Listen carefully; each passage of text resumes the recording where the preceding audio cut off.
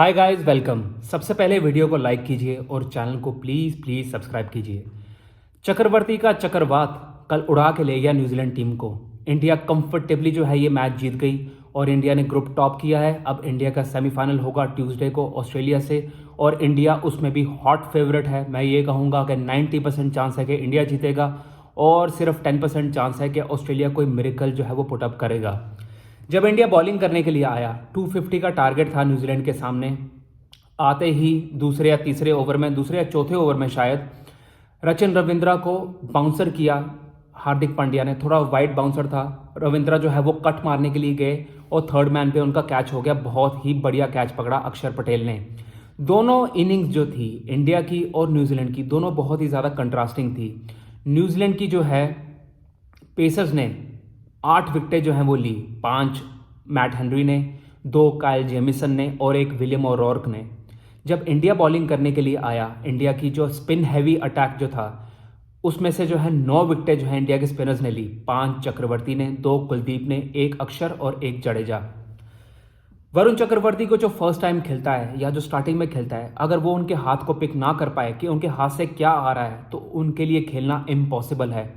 रविंद्रा के बाद जो है विल यंग को उन्होंने आउट किया, अपने या पहले या दूसरे ओवर में ही उन्होंने विल यंग को आउट किया।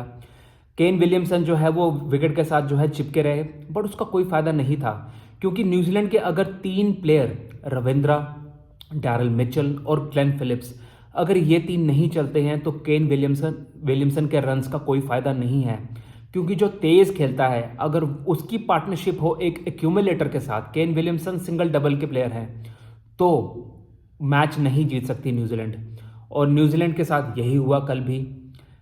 विलियमसन जो है वो एक कोना उन्होंने पकड़े रखा, बट ऑपोजिट एंड से जो है वो विकेटें गिरती रहीं। डैरल मिचेल जो है कल बिल्कुल भी रंग में बिल्कुल भी नहीं दिख रहे थे। डैरल मिचेल को एलबीडब्ल्यू किया कुलदीप यादव ने। टॉम लेथम को जो है वो रिवर्स स्वीप मारने गए जडेजा को और वो सामने एलबीडब्ल्यू हो गए। उसके अलावा बाकी भी कोई नहीं चल पाया। फिर जब चक्रवर्ती को वापस लाया बॉलिंग में, तो एक के बाद एक वो विकेटें लेते गए और 5 विकेटें पंजा मारा कल वरुण चक्रवर्ती ने। मैं पिछली कई वीडियो से ये चीज़ कह रहा था कि इंडिया को वरुण चक्रवर्ती को खिलाना चाहिए क्योंकि बुमराह नहीं है और इस टाइम पे रेड हॉट फॉर्म में है वरुण चक्रवर्ती, तो उनकी फॉर्म का जो है वो फ़ायदा उठाना चाहिए। वैसे भी वो मिस्ट्री स्पिनर हैं और जब भी एक प्लेयर, चाहे वो बैट्समैन हो चाहे वो बॉलर हो, जब वो अपनी अच्छी फॉर्म में होता है तो उस फॉर्म का जो है फ़ायदा उठाना चाहिए टीम को, और कल इंडिया ने यही किया। इंडिया कल 4 स्पिनर्स और 2 पेसर के साथ गया। इंडिया की इस टाइम पे लग्जरी है, मैं ये कहूँगा कि इंडिया के जितने भी स्पिनर हैं, स्पेशली अक्षर और जडेजा, ये दोनों प्रॉपर बैट्समैन भी हैं और प्रॉपर बॉलर भी हैं। ये डिबली डॉबली जो है वो पार्ट टाइमर्स नहीं हैं, ये प्रॉपर बॉलर्स हैं। सो इस चीज़ का बहुत फ़ायदा है। बाकी थर्ड हार्दिक पांड्या, वो प्रॉपर बैट्समैन भी हैं और प्रॉपर बॉलर भी हैं, और अगर विकेट में मदद हो तो ये तीनों बॉलर जो हैं वो और ज़्यादा लीथल हो जाते हैं। So India going into the tournament, further into the tournament, India और ज़्यादा लीथल हो जाएगी। स्पेशली इंडिया दुबई में खेल रही है। इस विकेट का पूरी तरीके से इंडिया को अंदाज़ा है कि विकेट कैसी बिहेव करने वाली है। सो इंडिया को प्रॉपर पता है कि पहले बैटिंग करना है तो टारगेट कितना सेट करना है। कल मैं कहूँगा कि इंडिया 280 आराम से कर सकती थी अगर श्रेयस अय्यर टिकते। श्रेयस अय्यर को उस टाइम पे आउट नहीं होना चाहिए था। आई होप वो इस चीज़ को रियलाइज़ करें कि ज़रूरी नहीं है हर शॉर्ट बॉल के ऊपर जो है मारना, वो उनकी शॉर्ट कमिंग है। कल वो सेंचुरी कर सकते थे। सो इंडिया को पहली बैटिंग करते हुए पता है कि क्या टारगेट सेट करना है, और जब चेस करने के लिए आ रहे हैं तो ये भी पता है कि इसको चेस के हिसाब से करना है। आपने वो पाकिस्तान के अगेंस्ट देखा। इस विकेट के ऊपर, इस ग्राउंड के ऊपर अभी तक 3 मैचेस हो चुके हैं। बांग्लादेश ने 228 किए पहले बैटिंग करके, पाकिस्तान ने 241 और इंडिया ने कल किए 249। सो अब इंडिया का सेमीफाइनल है ऑस्ट्रेलिया के साथ। ऑस्ट्रेलिया फर्स्ट टाइम इस विकेट के ऊपर खेलने वाली है, इस दुबई के ग्राउंड में खेलने वाली है। मेरे हिसाब से 90-10 की रेशो है। 90% चांस है कि इंडिया ही जो है, इंडिया उड़ा के ले जाएगी ऑस्ट्रेलिया को। और मुझे ये लगता है कि अब इंडिया इसी कॉम्बिनेशन के साथ जाएगी, 4 स्पिनर और 2 पेसर। इससे प्रॉब्लम ये हो सकती है कि अगर अटैकिंग बैट्समैन जैसे ट्रेविस हेड है, हो सकता है वो पहले 10 ओवर में मारने के लिए जाएँ, पर उसमें विकेट भी जा सकती है।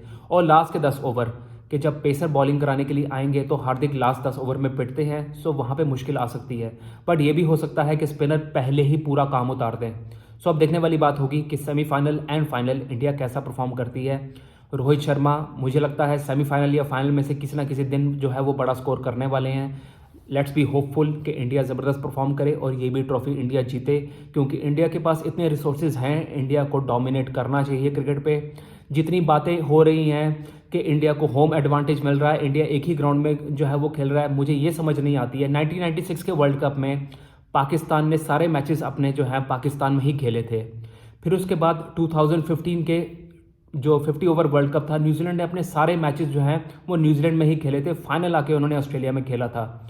जब आप दो जगहों को को होस्ट जो है वो बनाते हो तो ऐसा तो होता ही है। इतना रोना गाना क्यों, इतनी जेलसी क्यों है बाकी बोर्ड्स को, मुझे ये समझ नहीं आती।